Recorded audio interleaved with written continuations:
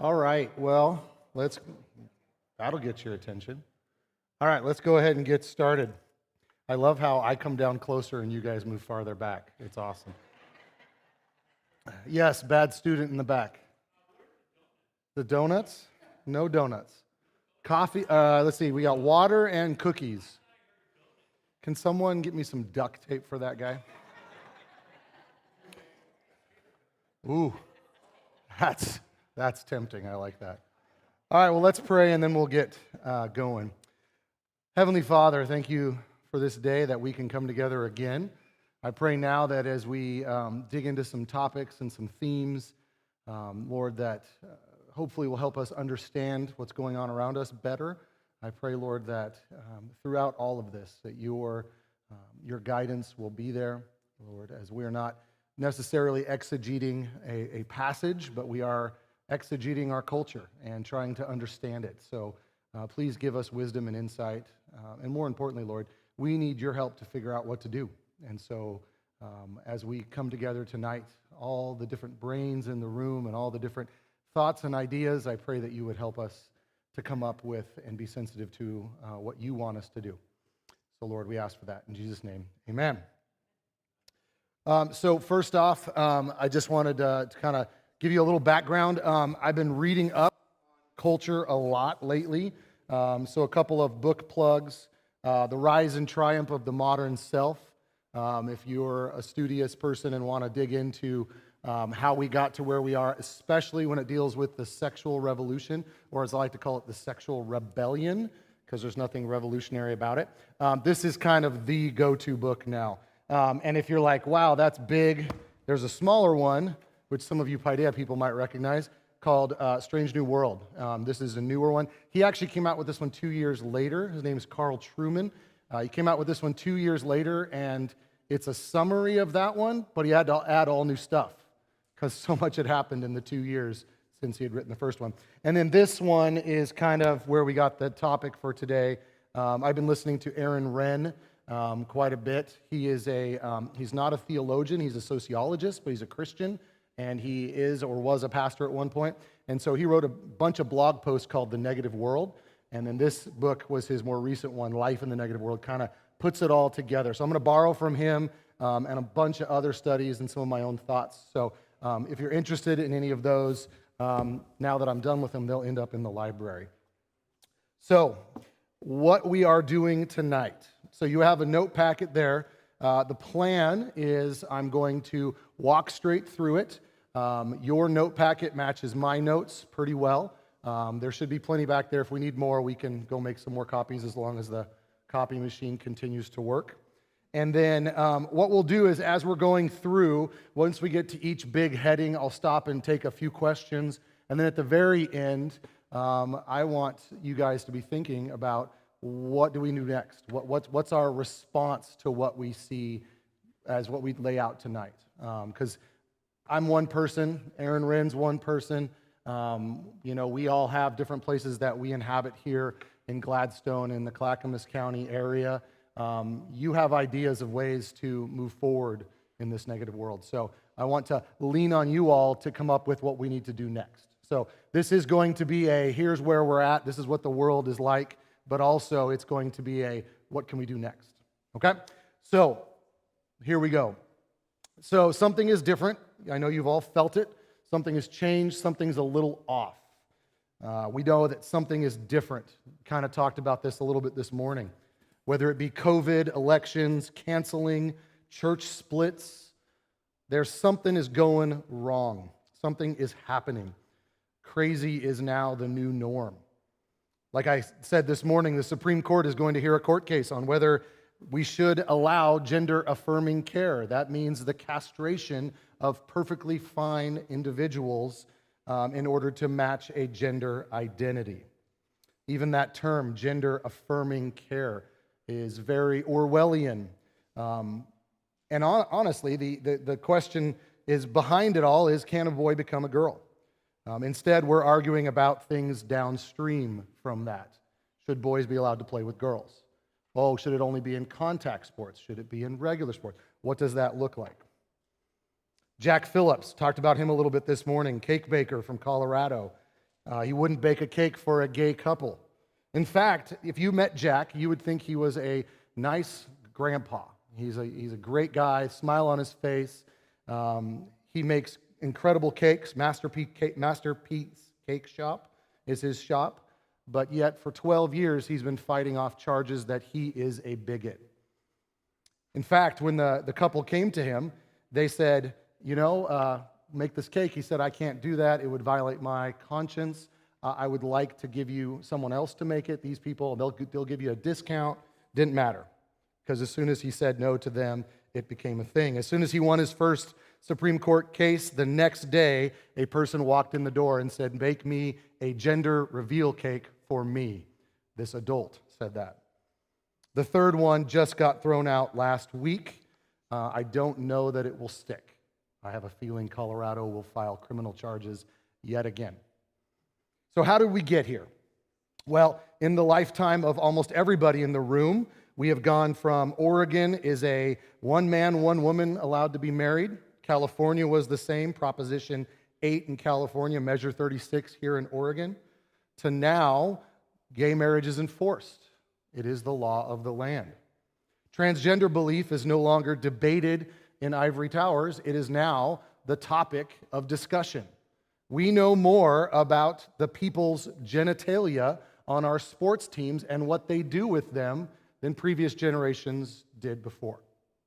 Why does it matter who a person is sleeping with if they're catching touchdowns or shooting baskets? That doesn't matter. But our world says this matters. So what has happened? Why are we here? Well, there's been a vast change in the world, and you all can feel it, whether you are 80 years old or you're 13 years old, or 10, because I know there's a 10-year-old in the back. Something has changed. We can't do the same things we've always done.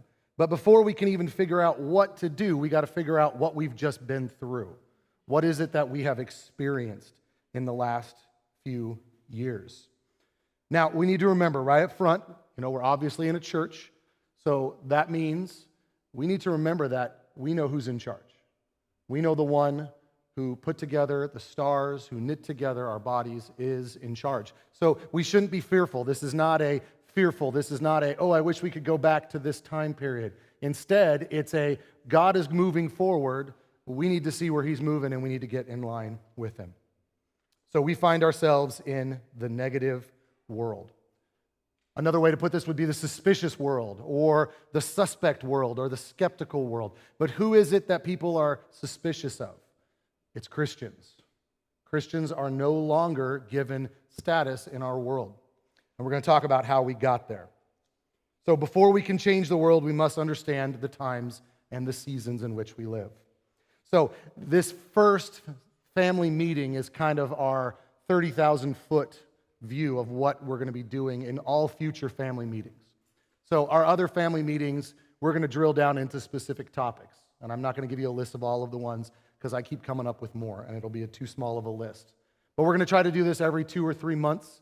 It'll be like this. Sometimes it'll be me speaking. Other times I'll have experts speaking, or at least people in the field. And then we will try to bring it to a theological conclusion. So we have to see our world.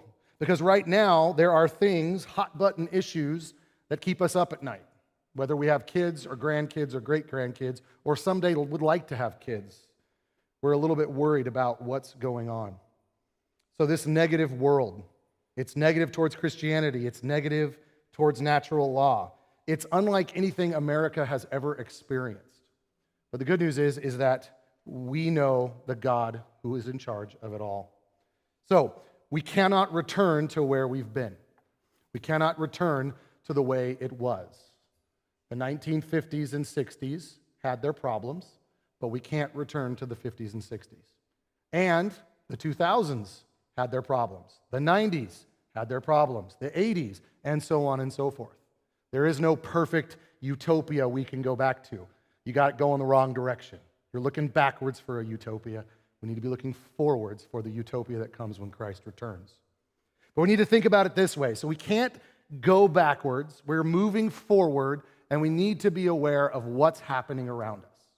So let me give you an example of somebody who didn't do that. If you were to transport yourself to the 1980s, late 80s, early 90s, there was one company that was the photography company. It was the one that everybody knew, and everybody, if you were buying film, unless you had to go cheap, but if you wanted them good, you would buy Kodak film, right? Kodak film. You know that Kodak went bankrupt a few years ago? Which is ironic because Kodak invented the digital camera, and they did it a decade before anybody else. But they said, nah, this isn't going to take off. We're just going to keep doing regular film cameras. Now, they're still around, but now everybody has a camera in their pocket, and it's digital. And Kodak had to file for bankruptcy in 2012. We don't want to be like Kodak, right? We don't want to pine for something that we would like to return to. Instead, we're going to look at where we're at, learn lessons from the past, and move forward. So I'm going to use Aaron Wren's model so that we can look at this. Now, the way models work, the way historians look at history, is it only makes sense in hindsight, right? People aren't like, oh, hey, you know what's coming is this big thing that's unavoidable, and then it happens, and they go, oh my gosh, where'd it come from? We can only do that in hindsight, right? 9/11 looks inevitable. Pearl Harbor looks inevitable. We can see things in hindsight. So we are in the midst of the negative world. We don't know how long it's going to last. We don't know what's next after this. Is it a hostile world? Is it a renaissance? Or does Jesus just return and say, I'm done with these silly humans? We don't know. So understand that this model, you may kind of go, I don't know if I agree with it, but understand it does make sense of a lot of stuff. And if you're over the age of 30, you know that we have gone through different worlds. Even in the last 10 years, we have gone through 2 different worlds. So here's the basic breakdown. The high water point for Christianity in America, church attendance, was in the late 50s. The late 50s. Probably till about 1964, 65. That's when Christianity was, most people attended church. Now, we're not saying everybody that attended church was Christian, but what we're saying is we had the water that everybody swam in was Christian. So up until 1994, this is what we would call the positive world. Now, understand that this doesn't mean that everybody was a Christian, everybody liked Christians, and there wasn't some animosity. What this means is, in the positive world, when you said, I'm a Christian, it was not a social negative or a social whatever. It was a positive. Every single person who ran for president in the history of the United States prior to 1994 had to say they were a Christian, because otherwise they would be suspect. Oh, they're not a Christian? Think of all of the stuff around a Catholic running for president with JFK in 60. So Christianity was considered a status enhancer. If you said, I'm a minister, you were held to a higher standard. Oh, you're going to be extra holy. Don't deserve that, but that's what they were said. So failure to embrace Christian norms hurt you. The next one is the neutral world, 1994-ish to 2014. And I'll get into these a little more in a minute. But this was a neutral period of time. No longer was Christianity the dominant view in society. It still had some residue. There was still some residue in society as a whole. And again, we're talking about society as a whole. But it wasn't a negative. It was just kind of, oh, you have a hobby. You go to church, okay? You get up early on Sundays. You might go to church on Wednesdays. There was no necessarily negative term. Then in 2014, our world changed for the last time. Now, Christianity is viewed negatively. The word Christian and the word bigot go together. The word Christian and the word intolerant go together. Christian morality is seen as repressive or oppressive or even abusive. And so this is the world as we have gone through. Some of you haven't, but many of you have. So let's work backwards. So why 2014? Well, in 2015, we had the Supreme Court case known as Obergefell. Obergefell was the Supreme Court case that legalized gay marriage, so-called gay marriage. So that's kind of the period of time, 2014 to 2015. We saw a switch in culture. We saw President Obama, who had said he was anti-gay marriage when he ran in 2008, change his mind as they were leading into the Supreme Court. 1994, it was chosen because, the Soviet Union had collapsed, but in 94 was really when the cities started being revitalized. If you remember Rudolph Giuliani and the revitalization of Times Square. Times Square is where you went to die prior to the early 90s. It was not a good place to go. Post Rudy Giuliani, it was a tourist attraction. So the revitalization of inner cities. And then before that, probably somewhere in the 50s or 60s. So what we see that the culture has changed from, idealizing or saying what Christians stood for was good. In the 60s, 70s, and 80s, you kind of just caught Christian morality from the world around you. Yes, there were outliers, and yes, there were things that were transgressive. They were pushing on that. We got the Roe versus Wade. Okay, that was a very anti-Christian ruling that happened in this, even though the world was a positive world. Even before that, we had the Scopes monkey trial about evolution in the 20s and 30s. And then in the 80s, you had 10 Commandments being taken off of courthouses. So there's always been kind of some flavors of that. But the difference now is that instead of Christianity having some influence, the influence now is seen as mostly, if not completely, negative. So let me show you an example of the three worlds. And I'm going to show it through 3 sex scandals. And I'm not going to give details so the kids can stay in the room. But if I say the names Gary Hart, Bill Clinton, and Donald Trump, all 3 were involved in sex scandals. And all 3 responses were completely different. Remember Gary Hart. Gary Hart was running for president. He had an affair, or at least the appearance of an affair. Who renounced him? Everybody. Why? Because we were living in a positive world. And the idea of Christian morality and adultery, even though some of the same politicians that are calling out Gary Hart are doing the same thing, he couldn't be the president because he did not match with the morality. Fast forward to Bill Clinton. When is he? Well, he's right in the middle of the neutral world. And Bill Clinton, half the people, or the Democratic half, said, no big deal. Culture, no big deal. Now, some of his political opponents and the Christians said, big deal. This is not okay. In a neutral world, Christianity has lost its influence. Then you move to Donald Trump. Donald Trump, it was barely a blip. It was barely a blip on it. Now, it wasn't a blip inside the church and with Christians, because there's been some wrestling, and many of us are going to still wrestle with that. But just look at the differences.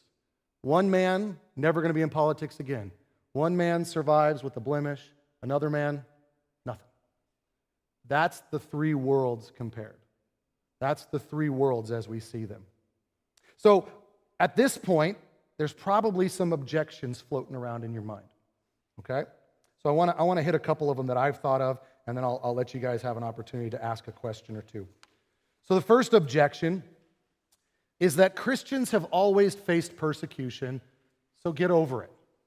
True, absolutely. As a matter of fact, the Bible is full of encouragement for when persecution comes. So if persecution was only to come in 2024 America, then all those Bible verses were wasted for almost 2,000 years. So persecution comes. I'm not saying we're being persecuted. It's not what I'm saying. What I'm saying is that the culture has changed around us. And so in order to live in this culture, we must have a view of what's going on before we open our mouths and share the good news. But we must be ready that persecution is the norm, and throughout the world, throughout history, Christians have always been persecuted. Objection 2. Why are we worried about America so much? Other countries have it worse than us. And again, I'm not going to disagree with you on that. The day for the persecuted church, to remember the persecuted church, is coming up here in a few weeks. And I've been looking at videos and looking at different newsletters and stuff that people are going through. People coming in the middle of the night, taking their children, trying to kill them. Why? Because they're a Christian family, or they talked to a Christian family. So I'm not saying we have it worse than anybody else. But what I'm saying is, again, here's the thing, okay? There's a lot of people who push on us to feel guilty for something that we can't control, right? We see that a lot in our world. You need to feel guilty for fill in the blank. Don't feel guilty that you live in the United States. This is where God put you. God put you here. This is where you were born, most of you, I think most of you. Don't feel guilty about being an American, all right? But don't sit back and go, this is the best place on earth, because we've got work to do. We've got things to do. So we must understand where we're at. Third objection. Man, this is alarmist. This seems kind of like the sky is falling. How is it that we can even be talking about this? Because, I mean, you can think about it. I mean, some of you right now might be going, but if I move to Idaho, they will be okay with me. It's still positive there. I know a pocket down in Utah, and that might be the place to go. Or maybe it's, we'll buy an island. And if it's a nice tropical island, I could come be your pastor if you'd like, right? Now, but the thing about it is that there are remnants. There's still an echo, but it's not as solid as it used to be, and all the numbers are showing that it's going the other direction. It's going away. So let's get back even farther. So we're going to go real big picture here. We're going to return to the year of 313. 313. This was when Constantine made Christianity legal, right? A few years later, in 380, Theodosius I made Christianity the official religion of Rome. And from this point on, Christianity has been the driving force of Western civilization. So much so that when you say civilized, you mean Christian. Yes, nations and people and cities were civilized in the West, and they did terrible, terrible things. But from 380 on, there's been this progression of world getting more and more Christian. Yes, Christians did bad things. Sadly, many of those bad things have been amplified and brought forward, and you've been lied to. Okay, you've been lied to about how bad Columbus was. You've been lied to about what the Salem witch trials are about and the Crusades. There is a basic understanding, though, that some of those things that they did in those situations were bad, but as with most history, there's a lot more nuance there. But the big thing we need to see is that civilization and Christianity have been almost wed together. Western civilization and Christianity have been wed together. And the thing is, throughout the history, there's been people coming along trying to poke holes in it, trying to destroy things. And it started with some of the artists. If we want to look at like the Enlightenment, some of the things around the Enlightenment, as artists started going, well, this whole Christian thing, I don't really like what it tells me to do, so I'm going to start trying to rip holes in it. But the flow of things, the thing that we've all had since 380 until recently, is what C.S. Lewis called the Tao. It's spelled T-A-O, but it's pronounced Tao. And basically what he's talking about is he's talking about objective truth. Or if you have been around the church for a while, you probably heard somebody refer to it as natural law. This is just basic stuff, Romans 1 stuff, right? Nature says these things are true. This is how we get things like murder, rape, stealing are wrong in all cultures. Obviously, there's some cultures where in-group preference, you only murder people that aren't in your group, but still, murdering your group would be bad. Raping your group, stealing from your group is bad.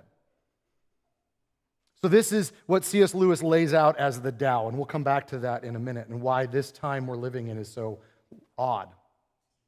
The Enlightenment starts to tear down some of the Christianity. Evolution, relativism, and other isms begin seeping into colleges and universities at the master's and doctor level. And then they begin trickling down to the regular college. Some countries jump on board with this fast. France does it faster than anybody else. That's why they had the Reign of Terror in the French Revolution. Germany does that, and that's why Germany ends up where they are with the Nazis. It had nothing to do with Christianity. But what comes first is teachers deny natural law, then they deny a natural law giver, and then they plant their feet firmly in midair. and they say, we're standing on a rock. This is what happened in the last 70 years. Our colleges had been doing this for decades, and now it's filtered on down to us. What we have seen is not only that Christianity has been pushed to the margins, which is not uncommon, Christians have done this throughout, but it's new for America, is that they're denying objective reality. They're denying natural law. Now, lest you think this was a thing that happened just in the last few years with transgenderism, it actually goes a lot farther back than that. At least back to the invention of birth control. Maybe even farther back. It might even go back to before the Industrial Revolution, as we started to see the natural law, the natural order of things being changed and tweaked and messed with. But for sure, the Enlightenment didn't help. We see this in our world. We've seen it in these different things: birth control, no-fault divorce, abortion, pornography, homosexuality, the normalization of adultery, homosexual marriage, transgenderism, pedophilia, and on and on and on it goes. Every single one of these is the denial of God's objective law, the law of nature. The law that every single one of us knows is true, but have to have mental gymnastics in order to say it's not.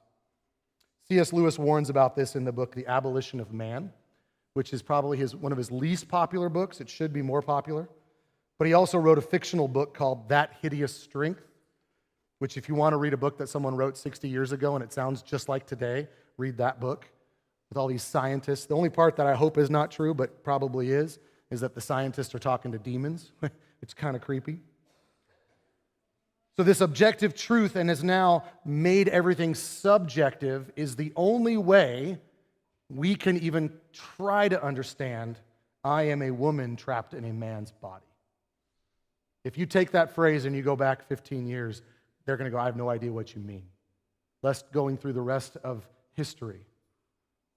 There's no framework for that to make sense.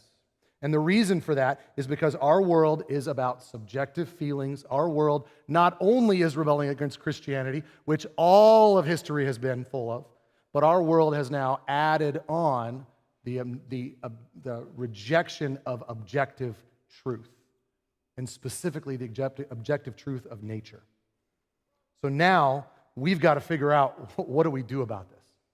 How do we work in a world where people say, I don't even know if 2 + 2 is true. 2 + 2 = 4 is true. That's the world we find ourselves in. So I want to stop for a sec and see if there's any questions about where we've been so far. Okay. Yes. Sorry, say that again? I still couldn't hear you.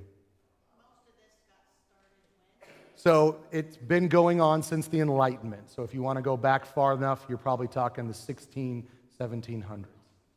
That's when they started to see some of the objective truth being destroyed. Yes? Sure.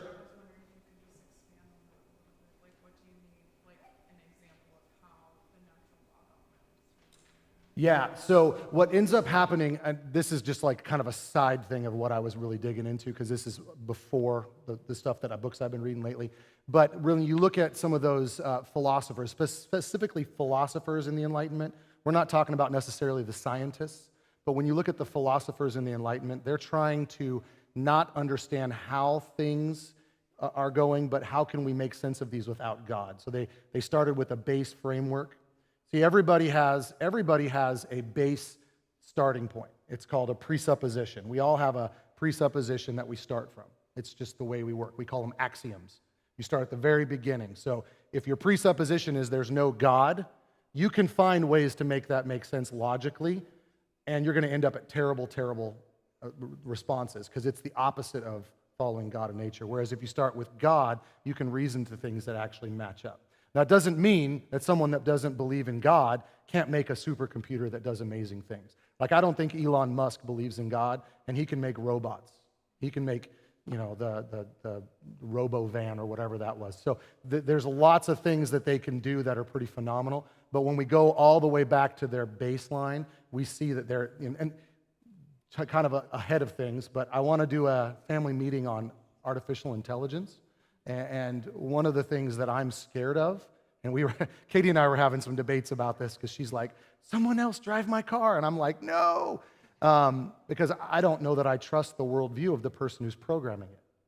Because if the worldview of the person who's programming it is this negative worldview, then am I going to be worth less than somebody sitting next to me who happens to be, an atheist and transgender? Is there going to be a ranking system? But that's a can of worms I don't want to open tonight because that's not what we're talking about. But does that kind of help? Yeah. And then those philosophies, especially, when we start getting into like Nietzsche and Freud, who are like the children or the grandchildren of the Enlightenment, that's when we start to see things starting to gain steam at the academic level, and then that begins trickling on down, and now we see it everywhere. And that's really what we're reacting to right now. Saw another question. Bruce. That Hideous Strength. It's a part of his Ransom trilogy, which is Out of the Silent Planet, Pelandria, however you say that. And then the third one is not like the first two. It's set in his modern day, and there's a whole group of people coming after him. It's pretty intriguing. Yeah, I'm pretty sure we have that in our library too. All right. Okay, let's keep going. So I want to make a couple clarifications before we move on. You have already seen there's lots of little topics that we can get into on this. Artificial intelligence, gender, parenting, social media, internet, and so on and so forth. Race is one that hasn't even come up. That's another one. Bedroom topics in polite conversation. How life is disposable, yet something you want to hold on to for forever. There's lots and lots of things that we can get into, and I feel like we can do that going forward if there's interest. But just understand, we're not going to hit all of those today. Maybe in the future, if Lord willing. The second thing I want you to know is we're going to look at some strategies of how Christians have done reaching out to the culture, and I'm going to talk some negative terms about them. Understand that if these are things that you have done or have been a part of, I have too.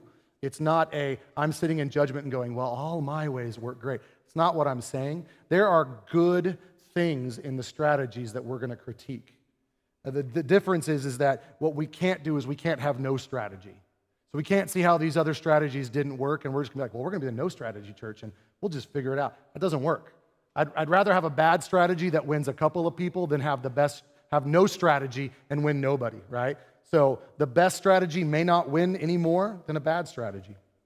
But recognize we need to participate in the Matthew 28 directive.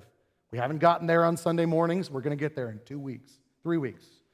Go and make disciples, baptizing them in the name of the Father, the Son, and the Holy Spirit, teaching them to observe all that I have commanded. This is our purpose, and this is what we're going to do. So having no plan is not going to work. So let's look at some previous plans. And you're going to see these fit really well with the previous models. So the first two are positive world strategies. Notice these really became popular in the 80s and mid-90s, and they are the culture war and the seeker-sensitive. So let's do culture war first. Starting in the 50s, the high water mark of the church, there started to be some upheaval, okay? Many of you lived through that. I have a relative who constantly reminds me, she was in the 60s, but she was not a hippie. So I'm fine with that. Mom, I'm not going to tell everybody that that's what you're doing. But the 60s was a time of intense turmoil, and the church's response in the early 70s was to we're just going to stand back. And then they figured out that's not going to work. And so we see the rise of the religious right. And if you think about it, this is the perfect positive world model. Look at the name of the religious right. What was it? It was the moral what? Moral majority. It's saying, oh, we all agree on the morality. Let's work together to get politicians in office. This is what the culture warriors did. They were highly combative, and they fought against secular culture. By and large, they were associated with places that were outside of the influencing, not LA and not New York, but they were seen to be pushing back against the elites. Early on, they used their own platforms such as UHF television shows and eventually cable television. They were initially funded by donations, and they have a market-driven kind of feel to them. They started being for both parties, but over time became the key voting bloc for the Republicans in the 80s. Some of the key figures, you'll recognize some of these names. Jerry Falwell, Pat Robertson, and Ralph Reed were some of the culture warriors. So this is one way that people have tried to push into the culture. The second one, which I kind of consider a bridger, because it kind of bridges the gap between the positive and the neutral, is the seeker-sensitive. This was the group that basically thought, well, we need to find out why people aren't coming to church. If you remember the story, the pastor at Willow Creek, Bill Hybels, he went out and he visited people all throughout the suburbs, and he talked to them. What would make you come to church? And they said this, and they said that, and he took all of those and made a spreadsheet, and then he figured out that's how we're going to do church. And the idea was we're going to make this a little more comfortable so that those who are still interested in what Christianity has to offer but don't know what to do with it could come in. You see how that's kind of leaning a little more neutral than positive. They don't have a good feeling of church anymore. They kind of have this, I don't know. So Bill Hybels did this in the suburb of Chicago. Seeker-sensitive churches downplayed denominational affiliations. This is where most churches dropped the word Baptist or Presbyterian from their church. Not because those words are bad, but because maybe someone had a negative connotation. We see all sorts of different things in that. We also see kind of the output of what happened in the 60s and 70s. And some of you were there for this, but you remember the Jesus movement of the 60s and 70s. That led to contemporary Christian music. It led to publishing houses and radio stations. And so building off of that model, the seeker-sensitive said, well, if we can make music that appeals to people of a certain style, then we can have a church that's of a certain style to appeal to people. Now, these churches took off. Willow Creek, Saddleback, and these are big churches.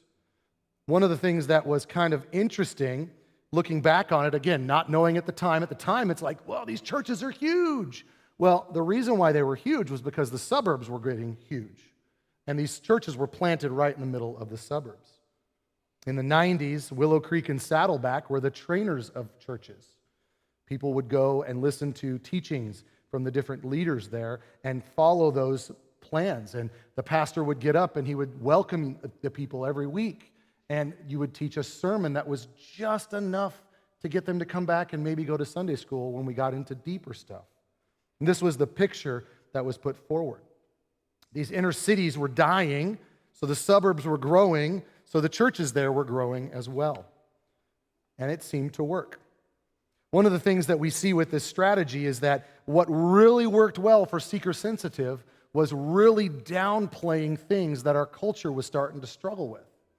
Downplaying things like abortion, downplaying things like homosexuality, downplaying things like politics. And so these churches, they didn't stand and they didn't put out in front anything that could be offensive.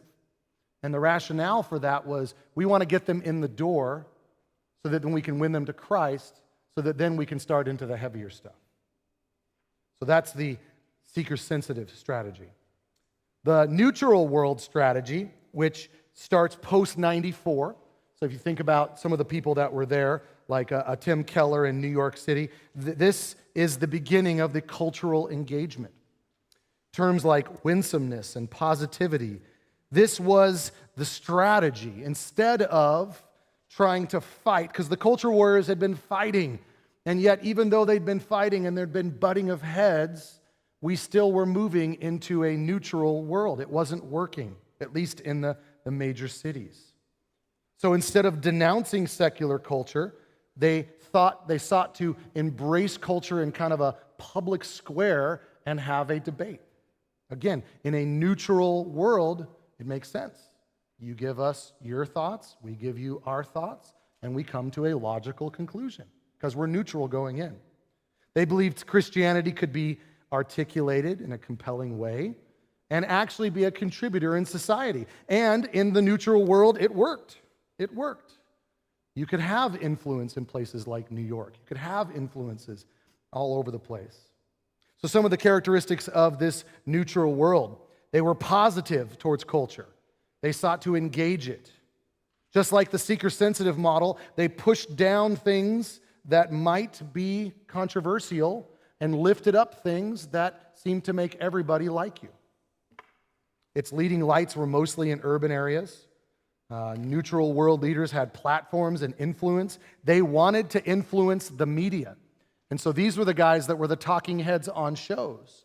So when you had a show and they wanted to know a conservative perspective, you wanted to be that pastor that they would call in because you had the big church. Their policy towards politics was apolitical. The cultural engagers moved heavily to denounce Donald Trump, especially after 2016. They tended to be more and more hostile to the religious right, and they engaged in a culture war. Their difference was, instead of fighting secular, they a lot of times fought religious right. So they fought people that were a little more fundamental, with the idea of showing the culture, look, we're not like them. We're going to kind of do our own thing.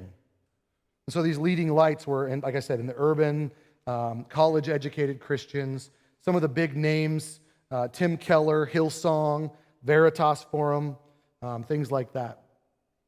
One flashpoint that was a dividing line throughout the cultural engagement period, which lasts most of the neutral world, were the two issues of abortion and homosexuality. And these were two issues that constantly kept coming up. And they were things that whenever someone wanted to take one of these cultural engagers and try to hit them on something, they would bring this up. I remember a couple of different interviews, depending on who was being interviewed, and they would bring up, what's your stance on this?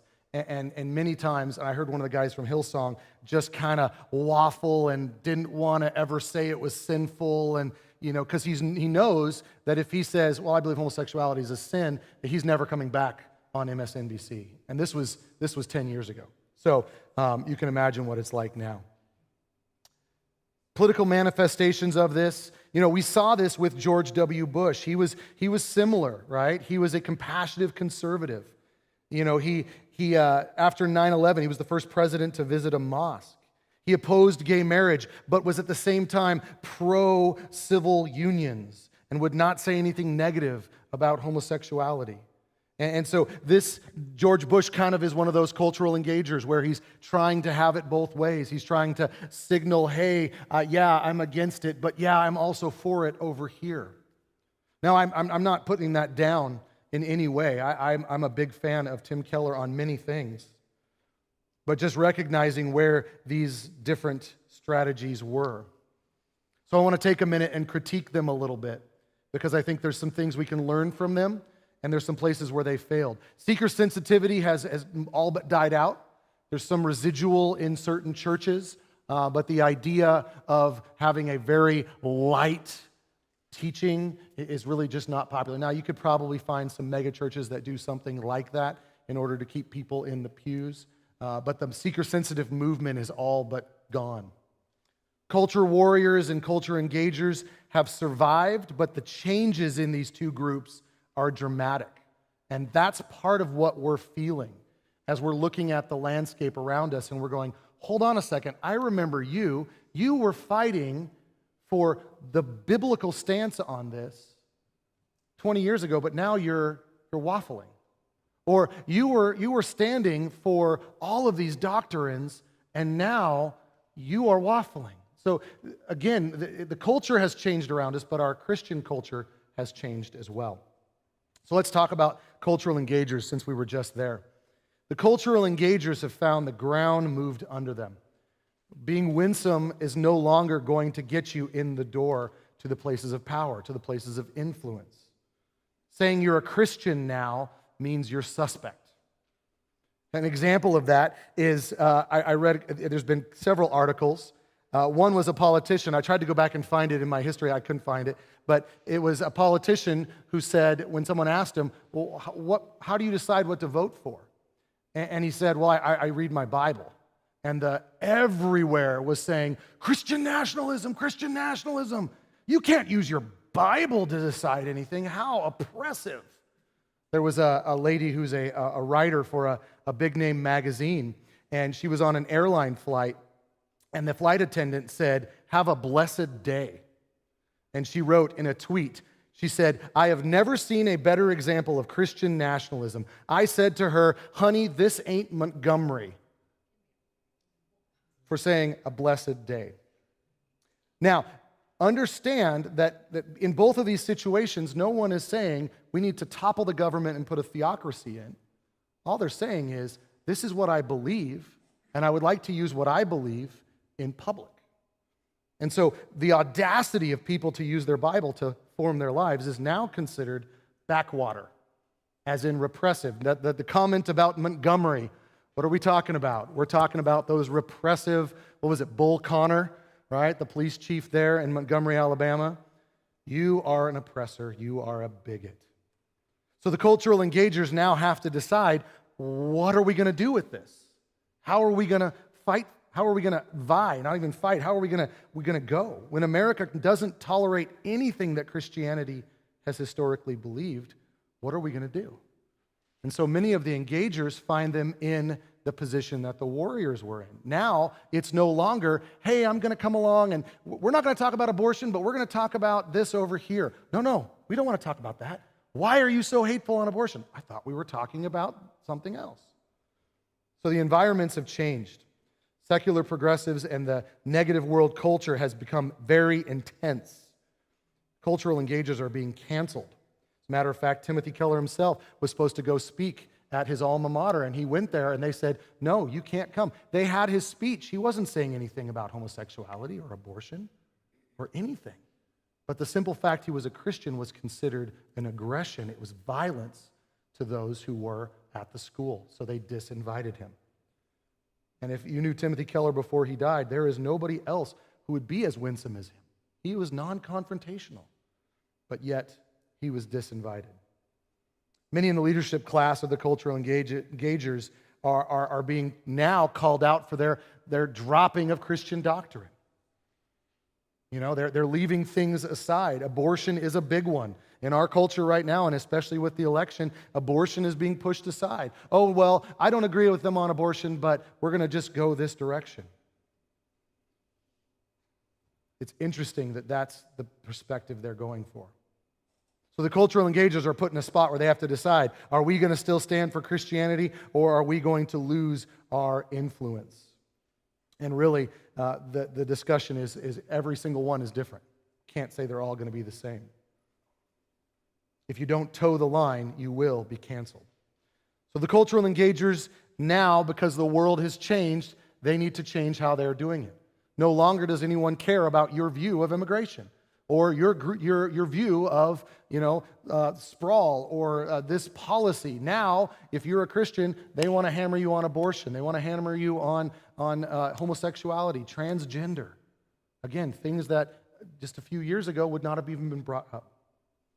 So the cultural engagers have some work to do. Culture warriors are also struggling because they lost the war. It didn't work.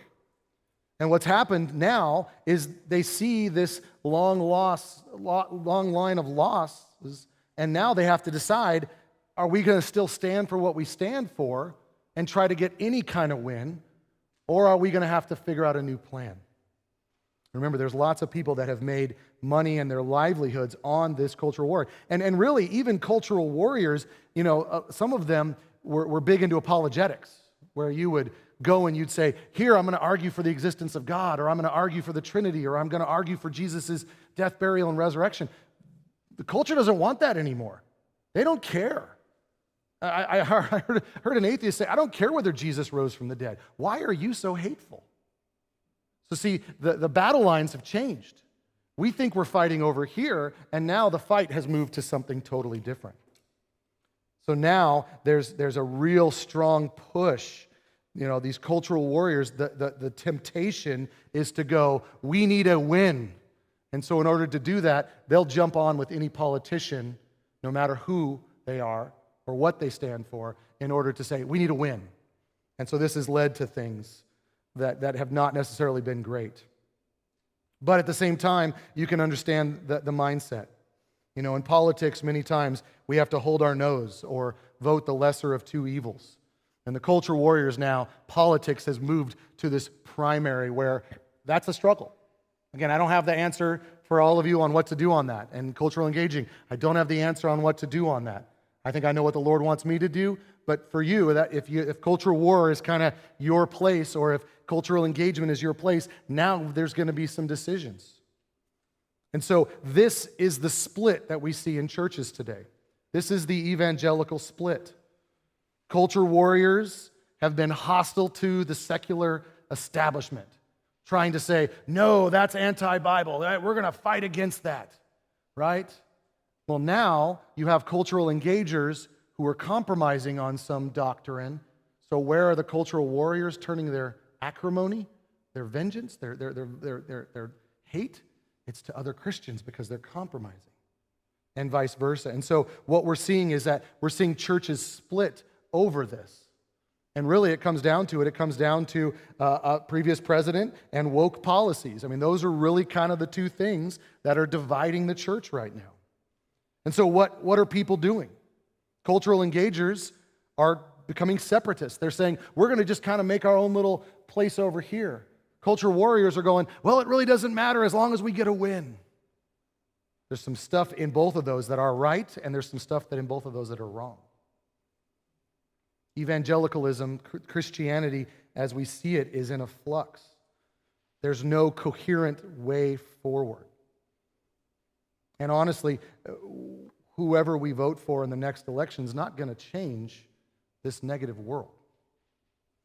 I mean, the presidential candidates will tell you they can change everything, but that's not what's going to happen.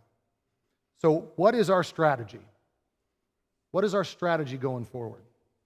If we engage the culture is going to say, we don't like what you're selling, we don't like anything about you, you can't have a voice. If we're going to fight against it, we're going to now, fighting against it has not proven that it'll win. And fighting against it, we have to be with some pretty nasty places. We have to do some pretty nasty things. So there's a bridge there. We have to figure this out. So as a church, we must figure out how, when the world is hostile against us, how do we thrive? How do we continue Matthew 28? Because here's the thing. We can't just have our sign lit up outside and people will just come in and we'll reach the community. It doesn't work that way. I don't know that it worked that way necessarily prior to the positive world. So we must reorient our mindset. And I want to give you two pictures of the mindset we need to have. The first is we need to be explorers. We need to be explorers. And what that means is this is new territory, right? You know, there's things that we're going to encounter in our world today that nobody else alive right now has encountered here in America. I mean, we get to be Lewis and Clark, right? We get to be some of these explorers. And the question is how are we going to do this? We need to jettison some of our preconceived ideas about what works to reach our community. And maybe some of those ideas still work, right? Because, you know, Lewis and Clark, Meriwether Lewis and William Clark, they didn't jettison, eating and drinking, using the bathroom, right? They didn't jettison sleeping undercover. They didn't jettison using guns. They didn't jettison things that they knew, but they did have to change how they thought about things. Oh, wow, we can't actually get over those mountains. We should go around. We can't actually just do the same things we've done with the native inhabitants that we did with this native inhabitant. Same thing goes for us. There's going to be stuff we're going to have to put aside that maybe we really want to have come back. Or maybe we need to come up with a way, and you guys are all creative and smart, come up with a way to tweak it so that now in a negative world, this is what people want. This is what people will come to. So the first thing we need to do is we need to be explorers. We're going into uncharted territory. The second thing, we need to not see ourselves as a moral majority, but we are a moral minority. Now that sounds really depressing, right? We're in the minority, but here's the thing. There have been moral minorities throughout history that have changed entire nations. Remember what I told you guys about the Edict of Milan? Okay, when Constantine made Christianity not illegal, right? That was 300 years. That was less than 260 years after Jesus died and Paul died and Peter died. Okay, so we're not talking about thousands of years, but Christianity became a moral minority. And you know what it was that won people to Christ? It wasn't evangelism. It was they would take their babies and put them outside to die, especially their baby girls, and the Christians would go and grab them and adopt them. When there was plague and there was fire, Christians ran in to take care. They didn't go, I'm here to evangelize. They went, you're hurting, you're human, we're here. That's what Christians did. Now, I don't know that we can just go look for babies on the side of the road. That doesn't work. But the idea is where is our world hurting that we can step into? And when people go, why are you here? You don't go, oh, it's because I'm really good. You go, I'm here because Jesus loves you. Would you like to know? Because Jesus is a firm foundation you can build your life on. This world is garbage. This is trash world. The way our world is going, it's trash world. Would you like to actually not live in trash world? I can tell you about it. So moral minority is not giving up. We're not giving up on the picture. So what are some new strategies? Well, there's 3 realms that I think we can touch on. Okay, let me stop for a second. Does anybody have any questions? Any questions or comments or concerns? Yeah.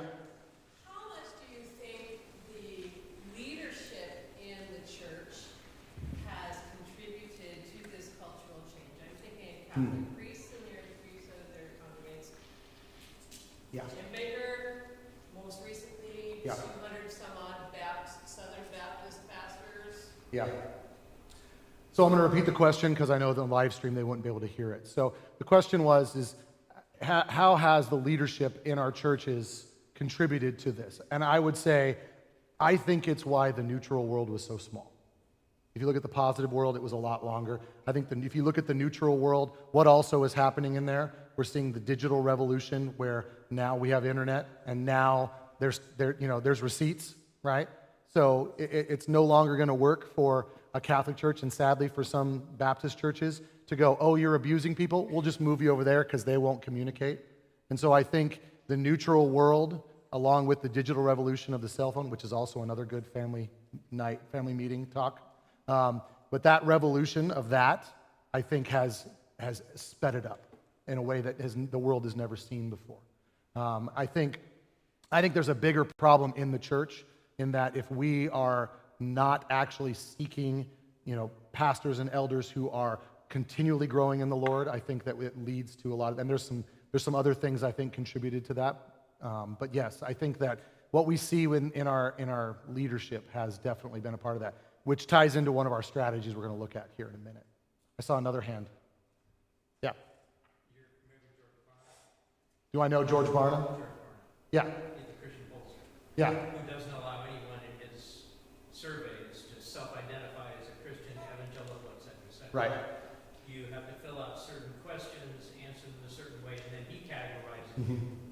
So he says, based on his latest, I think 2023, less than 4% of Americans live by a biblical worldview. Right. And that's how small this moral minority is. Right. That doesn't mean that there aren't other good people who still share our moral values, Yeah. but living by a biblical worldview, 4%. Right. And what he was saying was Barna telling us that, about 4%, according to his, and if you've ever seen Barna, like you said, he doesn't just say, are you a Christian? Check, right? Because that's the easiest check in the world, right? But he actually had at one point, I think it was 20, you can probably correct me, I think it was 25 things that had to be checked before you were, checked off as a Bible-believing Christian. And that number has shrunk dramatically. That shows you there were a lot of cultural Christians that said, I'm going to go along to get along. And so our work is cut out for us, right? That 4%, there's a country that's that way, that has like half the world's population in it. Their percentage of Christians is triple ours, and it's getting bigger. The biggest churches in the world outside of Korea are in China in house churches if you were to get them all together, right? So recognize that, as much as I love the Go team and Bruce and going and being missionaries, we are all in a mission field right here. There are not very many Christians here. And I mean here as in America, but especially here in the United States on the West Coast. Connie. Woke, yeah. So originally the word woke was a term used in the African American culture when you got to a point where you could see something that you hadn't seen before, whether as you had been discriminated against for the first time or you understood the system was against you or something like that. That term has been adopted by sociologists and sadly a lot of people, talking heads, to mean liberal policies and liberal ideas. The way sociologists use it, like Aaron Rand and some of these other guys, is they use it as kind of a popular culture term to say people that are leaning left politically, socially, morally, and so on. So that's what we would say by woke in that instance. Does that make sense? Okay. All right. Okay, let's move into some new strategies. So 3 areas: personal, institutional, and missional. Personal, institutional, and missional. So the personal one is us. And I went back and forth on like what order to do these in. So I just kept them in this order. I don't love it. I'd love to finish with here's what we need to do. But I think they all build on each other a little bit, so I think they're going to help. And you're going to find these aren't just your usual read your Bible more, love Jesus more, pray more. Those are assumed, okay? We've already covered those. We need to keep doing those. But there's more to it than that. So the first one is we must be ourselves obedient. We must be obedient. What is that last line of the Great Commission? Teaching them what? To observe all that I have commanded you. Who's the commandment to? To us. What are we supposed to be doing? The thing that we are teaching them to do. I love it says, commanded you. Behold, I will be with you always. The way we see his presence is how he's working on us. We're to follow his commandments. The Holy Spirit is to work out in us holiness, and we're to teach others to do that. And so we need to be obedient. So this is a huge one. You're like, okay, I get it. But here's the thing. Recognize in our negative world, again, see the world we're in. Obedience to God is not going to win you points with your neighbor. Obedience to God might lose you your job. We need to start having a theology of getting fired. We need to have a theology of getting people mad at us. Not because we're jerks. There's no right to be a jerk, okay? But there is the stand for what God wants you to stand for. We must obey God rather than men. You know, the Christians that are accepted in our world. Did you guys know that there is a reverend, an ordained reverend in the United States Senate? And he spoke at the Democratic National Convention? And he is a Christian preacher. Did you know that? His name's Raphael Warnock. And guess what? Nothing he believes matches Christianity. I don't know what he preaches on each week. Here, I'm going to read you this Garfield comic, and I'm going to tell you how funny it is. I don't know. But that's the kind of Christian our world wants. Our world wants a Christian that keeps all the things to themselves that they might not like and then matches up with the world completely.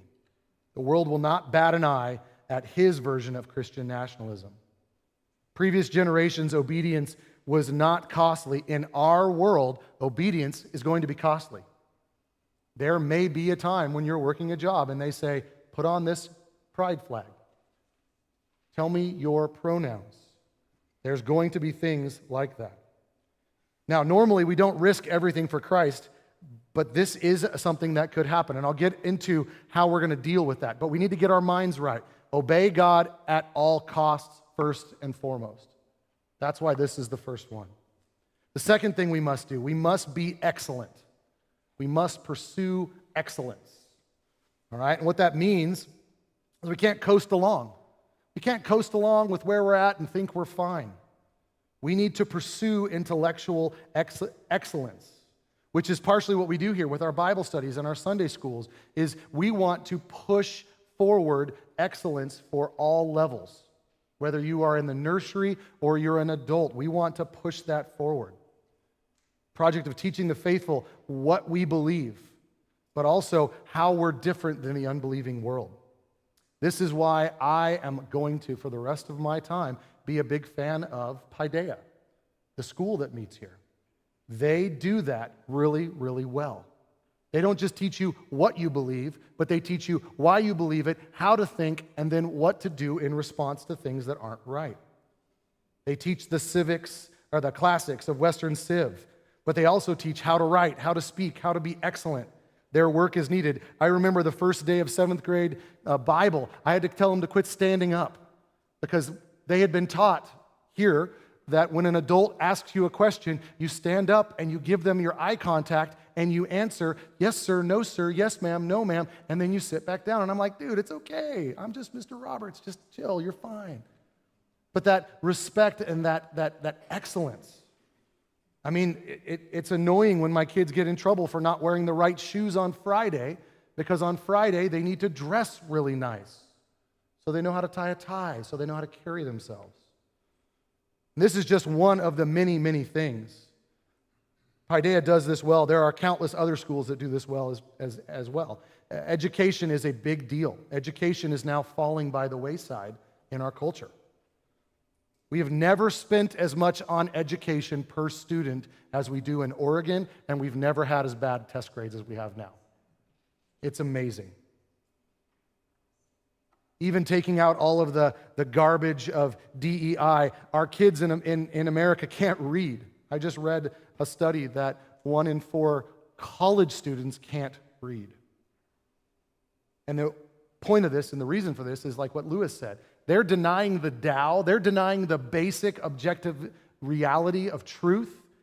And then they're demanding that people do it. It should be no surprise to us that if we tell kids, you're a lump of cells, you don't matter, whatever you choose to be today, you can be, should we be surprised that some of these kids act like monsters? We tell them, you can be whatever you want. You want to be Hitler today? Be Hitler today. C.S. Lewis said, we have removed the chest. We've removed virtue from our world, but yet we demand it. So we've removed the Oregon, but we've demanded that happen. I've seen it with my students that I coach. We tell them, you need to be men of character, but then we don't tell them how. We yell at them for dropping F-bombs. We yell at them for not doing what they say they're going to do, but in their world, they can do what they want. This is exactly what we see in Romans. God's invisible qualities and his attributes are clearly perceived, and they have to push down hard to not see them. This is what our educational system is doing. We are going to do the exact opposite. We are going to pursue excellence in all that we do. Why? Because that's what God is like. We need to be leaders because we know moral order. We know reality. We are going to introduce the world to that. Third, we must be resilient. Like I said, we're going to face consequences for following Jesus. And in that, we must not lose hope. First of all, there's your Jesus juke. God's in control. So if you lose your job, there you go. But there's more to it than that. We can plan for this. There's a phrase, a book title actually, called anti-fragile. This is a concept where you reduce your exposure to risk. Anybody who's been in any sort of business or economics or anything kind of investing, you want to reduce risk, right? And when I say risk is not like you're going to die, but risk of losing a job, risk of something else. So for an example, let's say Katie and I, we decided in 2010 she's going to start a magazine, paper magazine, and I'm going to start a newspaper. And we're going to put all of our money into those two things in 2010. By 2020, do you think we're still running a magazine and a newspaper? Nope. They're gone. We both invested in something that was fragile, that could go away, could be replaceable. We need to understand that as a church, we need to help care for each other and help provide for each other in a way that makes it so we're not fragile, so that we can stand for truth. Because what should not be going through our minds is, dang, if I don't wear this flag, I don't know that my kids are going to have food next week. That's the wrong way for a community of believers to have one of our members in the midst of something that is one of the most trying things to ever have to do. So we need to start mitigating the fragility of our culture. Emotionally and physically, it's going to be hard to stand for Christ. But when it comes to financially, we need to be ready to help support each other. We need to know that these trials will not defeat us. And we'll talk a little more about what this is going to be. Because honestly, I'm not a financial planner. I'm not an entrepreneur. I'm not an actuary. I'm not a business owner. I can't do this stuff. All I can do is stir it up in you. Because when we can help each other out in this, we make it so that the negative world will not run us. Instead, we can submit to the Lord. And there's going to be more on that in a minute. So that's the personal. Obedience, excellence, resilience. Now let's talk institutional. And Debbie, this is exactly what you were just talking about. Institutionally, we need to be above board with integrity. That's what we have to be. There's no backroom deals. There's no, hey, we're going to just push this aside. We are going to follow. And it's ironic because, Debbie, it's right there in the Bible. There's this thing called church discipline, right? That says you don't deal with stuff by just pushing it aside or patting them on the back and say, will you promise not to do that anymore? No, there's church discipline. And the Bible's very clear on what that looks like. And our churches have not followed that. And so we need to be okay with doing things that may make us look bad if it's doing the right thing. We need to not be afraid of scandal. There's a right kind of scandal, which is the standing for Jesus, and there's the wrong kind of scandal. Neither of these need to be covered up. We need to stand for truth. And if someone's doing something they shouldn't do, they should not be handled in the church only. They should also go to jail. That's the way it works. And so we're gonna stand for that. This is what churches, we have a lot of work to do. We have some recovery to do. There's a black eye for churches on this. Churches need to be seen as places of greatest integrity, so this is going to require all of our work. Second one, community strength. So we need to rethink our working inside of communities. It used to be that we could send our kids to things and they would be taught in a way that would just align with our values, okay? It hasn't been that way for a while now. COVID kind of exposed a little bit of that, especially when it comes to public schools. All of a sudden, teachers are on a screen and mom and dad can see the screen and they go, what is going on? But let's be honest, this has been going on for quite some time. Places that used to be places we could trust are no longer places we can trust. Public schools, Boy Scouts, Disney, most mass media. Now, the internet was never trustworthy. We just kidded ourselves to think it was, or social media. But these are places now where they don't just necessarily teach neutral, which is, there's nothing as such as neutral, but now these are very aggressively against Christianity. And so we need to find new ways to pursue community. If you think about one of the minorities that has figured out how to do this throughout history, it's the Jewish people. They have figured out how to keep culture and how to keep their culture alive by community. We have to be able to do that. And so one of the things that we can do is we can help each other by sharing things we find that are actually good. Maybe you find a new streaming service that says it doesn't do anything of this nature. I had one of you share with me that there's a thing called Trail Life. Trail Life is an alternative to the Boy Scouts. It's a way to do all the Boy Scout things without having to have it be about DEI, which is diversity, equity, and inclusion, okay, which is just kind of a code word for we're going to push all the LGBTQ ideas on. Some of it was good to start with, but now it's all bad. This also may mean we need to help each other out when it comes to maybe helping kids get into private schools. Getting someone into a private Christian school or homeschooling is a lot of work. It's hard. One of the ways that we can help each other out is maybe some of you who are retired, or maybe some of you who have skills. You used to be a teacher at one point in life. Maybe you can step in and help out with some homeschooling. Maybe you can step in with some finances to help a family get a kid into a private school. And even private school is not a guarantee. I've taught in a Christian private school, and I teach a class at Paideia, and they're vastly different. But we have ways of getting people into that. So how can we have a community that grows? You find movies, you find places that are safe. Share them. We can work together. We can help educate each other's kids. We can help equip each other's kids. And a part of that community strength is we can also hold each other up to a higher accountability. And that includes not only what we do here at church, but what we do in our private lives as well. Third, ownership. This one ties all the way back to the very beginning when we're talking about anti-fragile. I love this one. Remember, when everybody is running off the cliff, the person that's going the other direction looks like they're the insane one. That's us. We look like the insane ones because we're doing things that make no sense, but we're doing things that follow the King. So we must not be beholden to the world. I read a few years ago that there were some countries in the negative world that didn't like what Christians were believing, so they started taking their money out of the banks because the government controlled all of the finances, and they said, we don't like what you're teaching, we're going to take your money out of your bank. How awful would that be to go down to the bank and be like, I'm sorry, you don't have any money in this bank anymore, but I put it in. Yeah, well, we took it because you don't believe in gay marriage. You don't believe in all these different things. So we need to know that we have to be smart about what we do with this.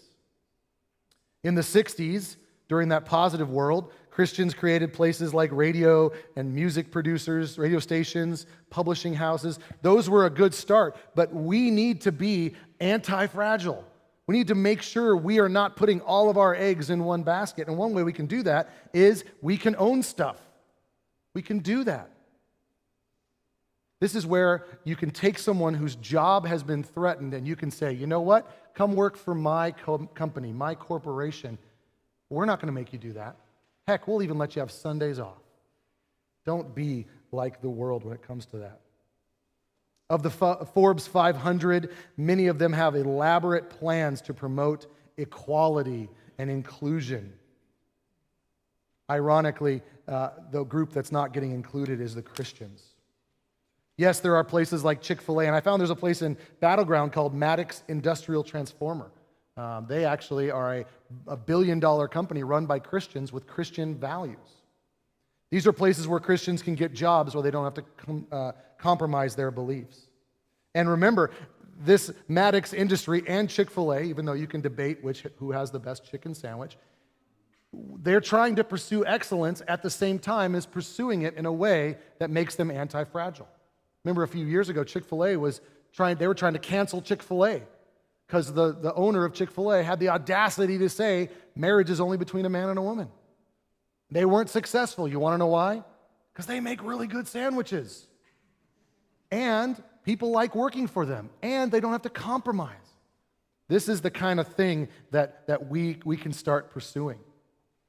Imagine what that would look like here in Gladstone if we had a dozen small businesses that were run by Christians and they were going to try to do something in Gladstone that was anti-biblical.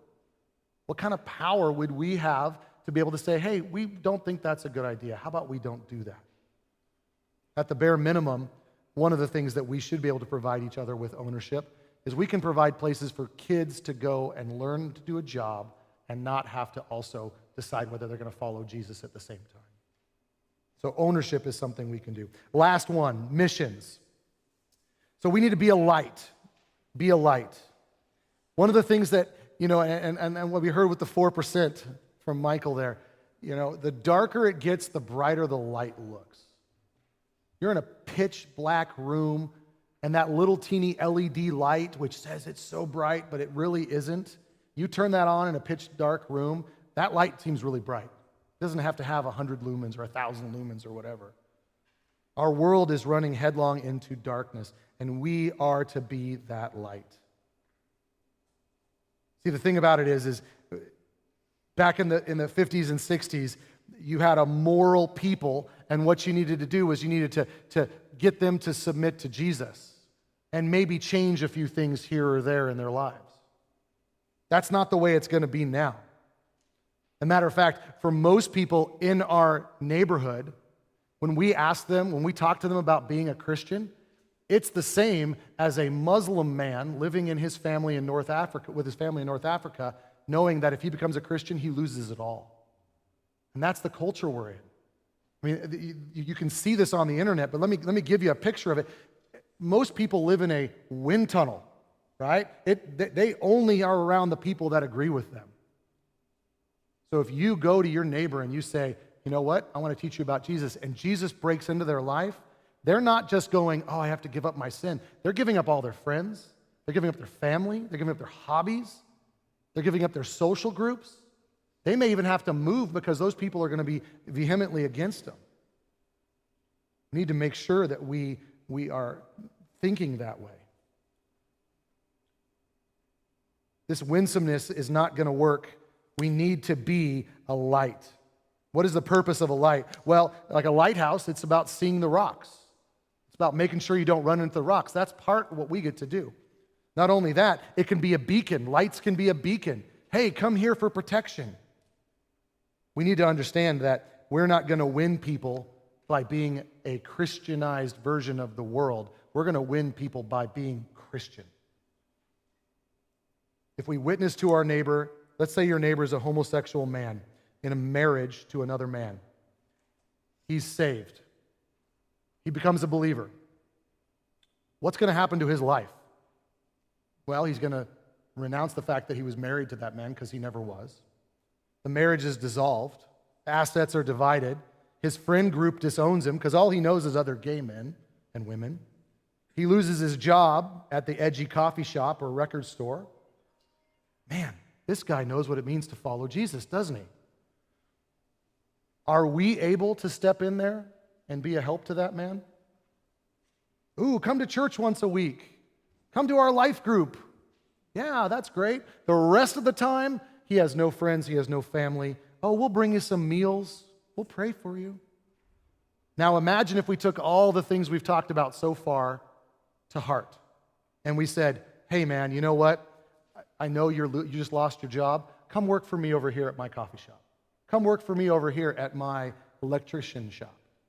Come over here and work at this store that I own. Oh, and by the way, I know a guy at church. He's a landlord and he owns these apartments. We'll put you in this apartment rent-free for the first month until you get on your feet again. Now we're starting to look like a community. Now we're starting to look like a group that not only cares for each other, but has positioned ourselves, because people coming out of the negative world are not just coming to Jesus as an add-on to living a moral life. That's done. They're coming out of a God-forsaken world where they're going to lose everything. What are we doing to prepare ourselves? Now, I'm not thinking this is going to get solved overnight, okay? You know, don't go crazy on me tonight and go buy a bunch of stuff. Okay, I guess you can if you can. But this is something we need to start thinking about and planning for. What's this going to look like? How are we going to, first of all, let people know that we are a beacon, not just some random looking building that looks kind of like Noah's Ark that's in the middle of Gladstone? How are we going to let people know that this is a place to go? When our community has groups and friends and families so intertwined that when someone stops going to hell and is on their way to heaven, we get to come alongside them and help them so that they can live the life that they need to live. Sounds pretty epic to me. We're getting close to being done. I know we went longer than I planned. I just am long-winded, sorry. Be a source of truth. Be a source of truth. We need to be truth tellers. Remember, God's commandments are not because he's a killjoy. God's commandments are the truth to flourishing.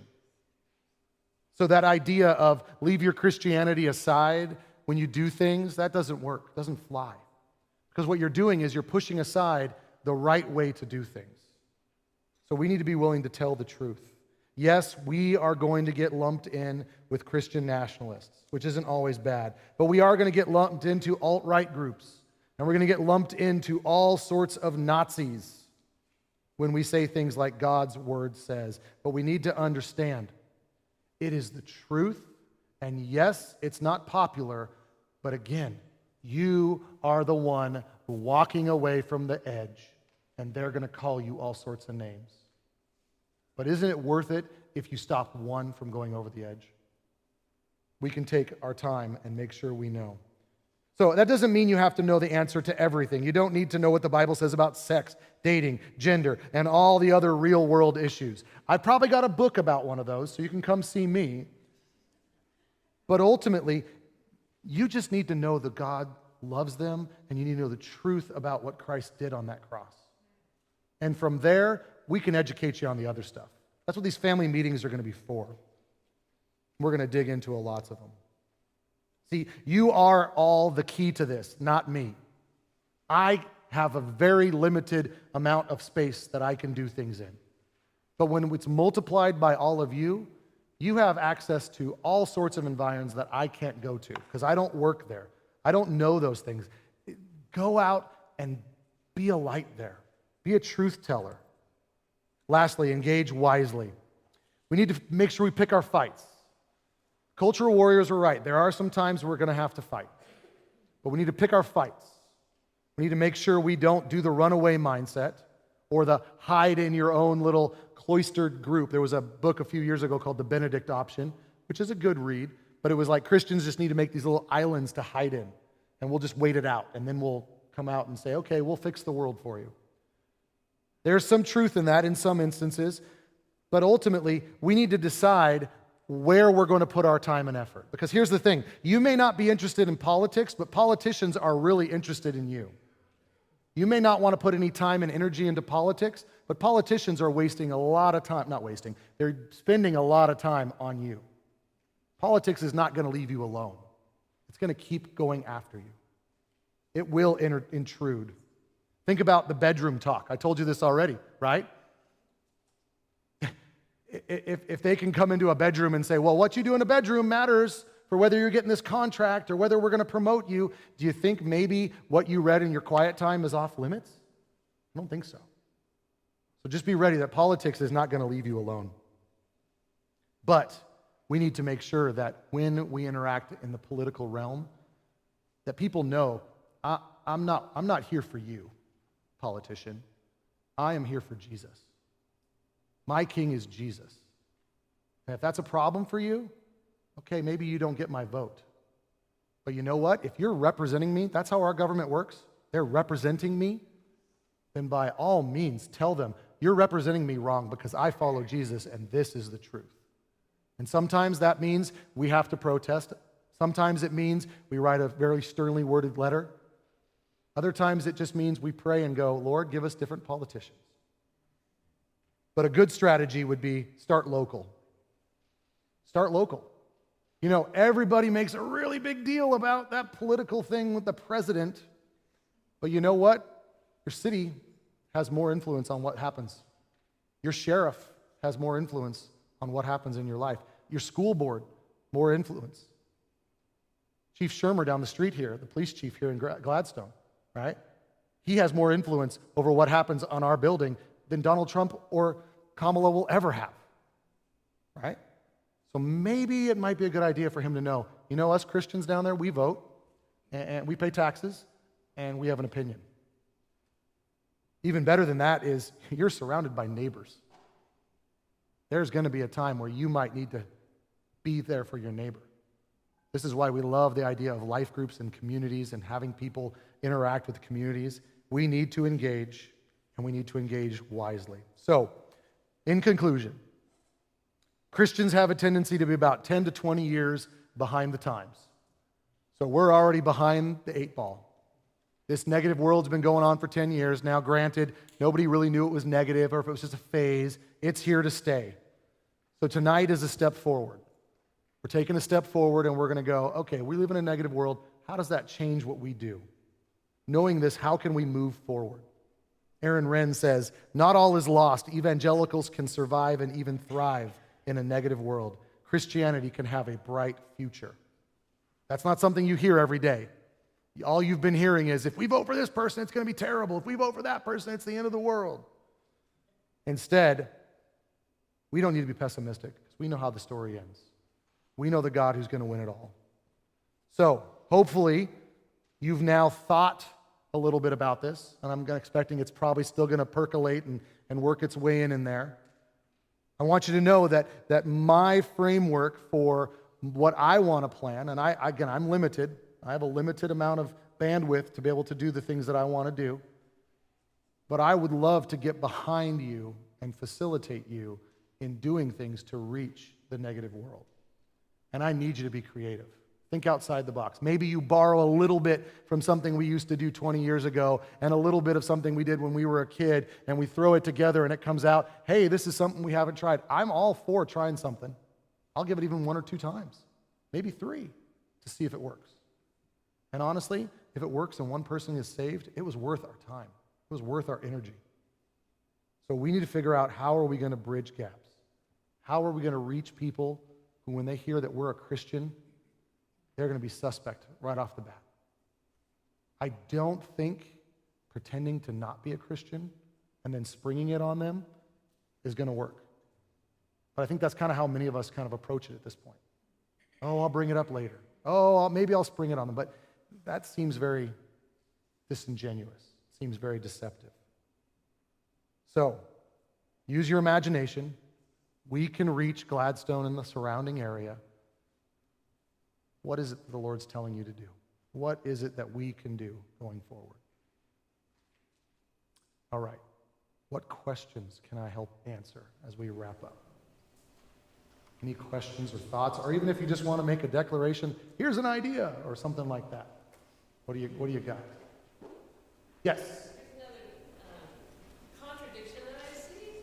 You're saying, put your kids in Christian school and have businesses that are Christian. Yep. But there's also if you're doing that, you're taking yourself out of the world. Yep. And not being an influence in the world. Right. And so I'm seeing Right. that contradiction there. Right. So I think the way to understand that is, first of all, children are not great missionaries when they're in the process of being formed.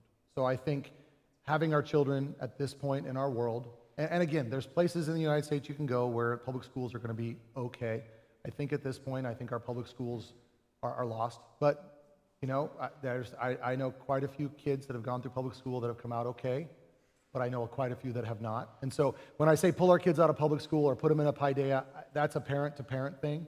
And I want us to be able to, as a church, help a family. So if you've got a kid in school and you're like, man, he's just getting bombarded, and I know my kid, and he's not going to survive, I don't want somebody to have to go through that by themselves. I would love for us as a church to come alongside and go, and first of all, we need to know that that's even an issue, right? So share that with us, and then let's figure out a way to do that, to come alongside. Now, when it comes to businesses, I'm not saying your business needs to only hire Christians, but what I'm saying is you need to have a business that needs to be an oasis for when someone is canceled, because that's going to happen. I'm not saying at all that we should only frequent Christian businesses or anything like that, because what does Jesus say? You can't get out of the world. You're still going to be in the world, just not of it, right? And so I still think, I'm not saying only work for Christians. But you need to be able to know what's your fallback plan when I'm working downtown at a bank, and that bank goes, yeah, you're going to do this or do that, and I go, I can't do that. And they say, okay, well, I'm going to fire you. And you are, all right, well, good news is I can be a barista over here at this coffee shop because I know my buddy there will hire me, or something along those lines. So again, we're not, because the Benedict option was, make your own little cities, and everybody lives there, and it's all Christian, and we're just going to hold out, and then kind of like a dystopian future. That's not at all. But I do see the contradiction there in that you still are making a Christian business. But again, that's that excellence part, right? If you're going to make a Christian business, you better have the best, whatever it is that you're making, or be the best service, or be something along that line. Does that make sense? Did I answer your question okay? Okay. Other questions or comments? Yeah. I have a question kind of along those lines. Okay. How do you balance being in the world and not in the world, and not getting too far into the us versus them? Yeah. So the question was, how do you balance the being in the world, not of the world, not getting to the point of us versus them? So I don't think anybody would be surprised to note that our world likes to have it be two polar opposites. Right? Like we like to have a good guy and a bad guy. We don't like to have that nuance, at least in our base. Even when it comes to our electoral system. With the electoral college, there's only 2. Whereas you go to England and it's like, hey, there's like 16 different political parties. So our culture is very much us versus them. I think A good example of, I think, how we need to approach this is we need to have what I've heard called tethered empathy, okay? Empathy by itself is, hey, a person's in quicksand, and so I'm going to jump in with them. Well, that does no good, right? But to have tethered empathy is where you're a Christian and you're like, okay, I'm going to tie myself to the truth, but I am going to come here and I'm going to be with you in this, right? And so, for example, I had a situation where there was a fight brewing, and I knew both people involved in the fight. And again, this is not me holding up because it wasn't like, oh, there were doves and everybody became Christian. It's not that kind of story. But what happened was the man was very upset because something had happened to his son, and I knew him, and I felt, man, if that would have been my kid, because this kid got slapped, at a game, and I said, wow, that was my kid, I'd be really upset. And I knew him, and I knew his kid. I wish it had been I didn't know him, but I did know him, and I had some extra empathy because I knew him. So I walked over and I just said, hey, man, I'm really sorry that happened. And if it was one of our kids, they're going to get disciplined, but just know I feel your pain. And then I walked back over and stood on our side and their side, and then there was a big brouhaha, and he accused other coaches, and there was a whole bunch of whatever. But I think in that instance, I think the us versus them is the default. I mean, he had people going, oh, yeah, go get them. And then we had people over here, oh, yeah, they're the worst. And it became that. And I had a moment there, and I don't know that he even remembers it or anybody else. I remember it. But I was able to say, I'm sorry you're going through this. And I didn't even use the prayer for you or anything like that. I just said, I'm sorry, as a dad, that hurts. And we'll do what we can on our side. And I think that's how we can approach it. I think in our world with the us versus them, I think it's really easy to be like, oh, you're the bad guy. And if we humanize them and they feel that, one, that's what God tells us to do because we're all made in God's image, right? And two, it also helps us see what they're seeing, and maybe that will help us with the people over here on our side. You know what I'm saying? So I like that picture of tethered empathy, right? So I'm tethered to the truth of God's word, but at the same time, I'm going to jump in with you and try to do what I can to help you. Okay? Do you have a question? Are you just putting your hand up? Okay, all right. Takes me out there. Yes? So I've noticed a trend kind of in like the conservative-minded folks where there's been times where I've found we have often strange bedfellows. Yeah. Where, like, for example, recently Richard Dawkins has come out and said, Islam has basically destroyed my country. Mm-hmm. And so that has made me a cultural Christian. Yeah. And so now we have this thing where we're like, yeah, Christianity's cool because you're not looking to cut people's hands off or behead infidels. So I'm going to be cool with Christianity.